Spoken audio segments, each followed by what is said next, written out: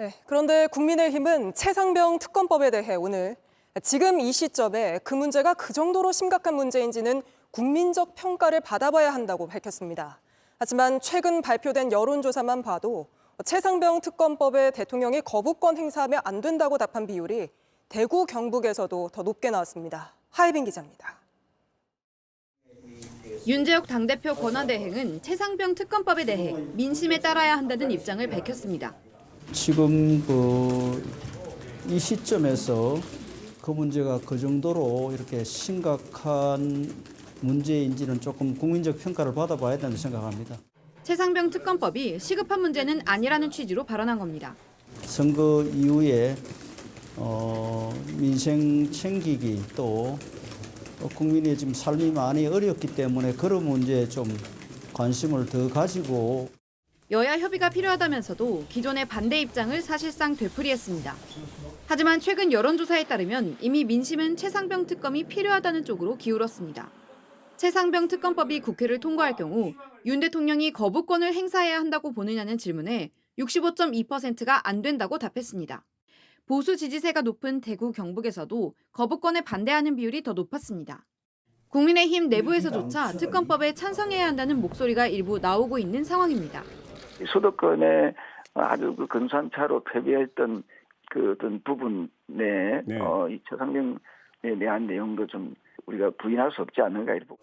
민주당은 다음 달 본회의에서 최상병 특검법 처리를 추진하겠다는 입장입니다. 하지만 현재 국민의힘 지도부는 아예 본회의를 열지 않기를 희망하는 기류도 감지됩니다. 정확하게 표현하면은 국민의힘 입장에서는 본회의를 여는 것 자체에 크게 동의할 수 없다는 입장입니다. JTBC 하예빈입니다. 이재명 대표는 영수회담 실무회동을 보고받은 뒤 현재 조국혁신당의 조국 대표를 만나고 있습니다. 이 대표가 먼저 만나자고 했는데 두 사람이 회동을 한 건 총선 이후 처음입니다. 김혜미 기자입니다. 두 사람의 만남은 서울 모처에서 비공개로 이루어지고 있습니다. 회동은 이재명 대표가 먼저 제안해 성사됐습니다.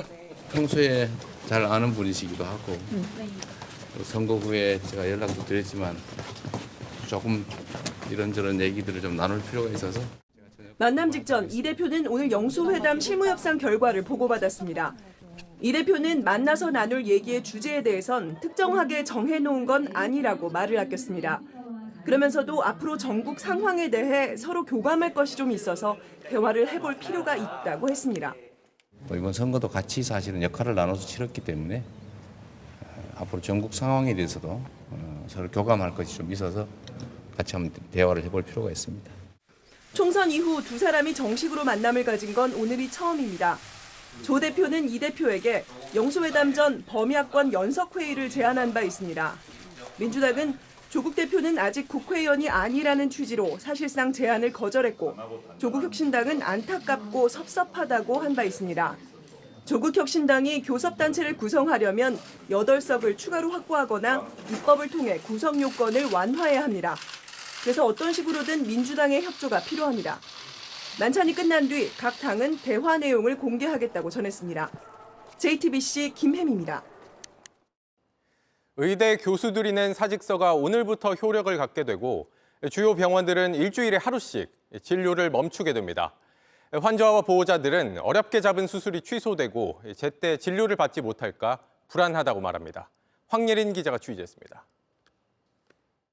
서울 아산병원 최세용 교수는 하루 종일 수술에 매달린다고 했습니다. 폐암이 있고 이미 임파절 전이가 시작된 환자들 정말 저는 이 CT만 봐도 마음이 급해요. 이거 빨리 떼야 되는데 우리 팀이 다 있었으면은. 하지만 다음 달 10일 어쩔 수 없이 병원을 떠날 예정입니다. 정부 탓에 전공의와 의대생이 모두 나갔으니 이를 해결하라는 항의의 뜻이란 겁니다. 일방적으로 강행된 문제가 제일 커요. 그러니까 이 소통 방식, 일 처리 방식에 문제가 제일 큽니다. 지금 이 상황은 정말로 막아야 됩니다. 서울대병원 장범석 교수는 병동에 자필로 쓴 대자보를 붙였습니다. 현 정부가 대한민국을 쑥대밭으로 만들고 있다며 참된 의사를 교육하는 병원에 교수로 있다는 것에 큰 회의감과 무기력함을 느껴 사직서를 제출했다는 내용이 담겼습니다. 교수들의 잇따른 사직 소식에 환자들은 크게 불안합니다. 묵직한 뭐가 있어요. 여기 전화를 했어요. 의사가 없다고 딴 병원에 가래요. 근데 눈물이 막 나더라고. 막 진짜 나가는 사람도 그런데 진짜 아마존들은 진짜 울겠더라고. 주요 병원들이 주 1회 휴진을 결정하자 수술과 외래 진료도 미뤄지고 있습니다. 한 온라인 커뮤니티엔 수술 일정이 일주일 앞두고 미뤄졌다는 글이 올라왔습니다. 휴진 여파로 진료 일정이 취소될까 노심초사하는 환자들도 있습니다. 높아심에 전화를 드렸더니 취소가 되면 알려드릴 거고 그 추후에 이제 혹시라도 다시 잡게 되는 것도 그거는 언제로 잡을 수 있는지 말해줄 수는 없다라고. 앞으로 진료받기가 더 힘들어질 것 같아요. 환자는 하루에 고통이 심한 사람은 하루도 급하거든요. 환자 단체는 주 1회 수술 외래를 멈추는 건 죽음을 선고하고 투병 의지를 꺾는 것이라고 목소리를 높였습니다. JTBC 황예린입니다. 대구 시내에서 승용차가 버스 정류장으로 돌진하며 4명이 다치는 사고가 있었습니다. 운전자는 수면제를 먹은 상태에서 운전을 했다고 경찰에 진술했습니다. 윤두열 기자입니다. 도로를 달리던 흰색 승용차가 미끄러지듯 방향을 틀더니 버스 정류장으로 돌진합니다. 정류장 의자에 앉았던 사람들이 놀라 일어서고 행인은 발걸음을 돌려 뜁니다. 차는 그대로 정류장 벽을 들이받고 유리벽이 와장창 무너집니다. 미처 못 피하고 부딪힌 사람들은 그 자리에 주저앉습니다. 앞으로 이제 더 나가려고 움찔움찔한 상태에서 망치를 들고 가서 이제 빙기를 캤죠. 캐고 시동을 끄고. 정신을 잃은 운전자는 가속 페달을 그대로 밟고 있었습니다.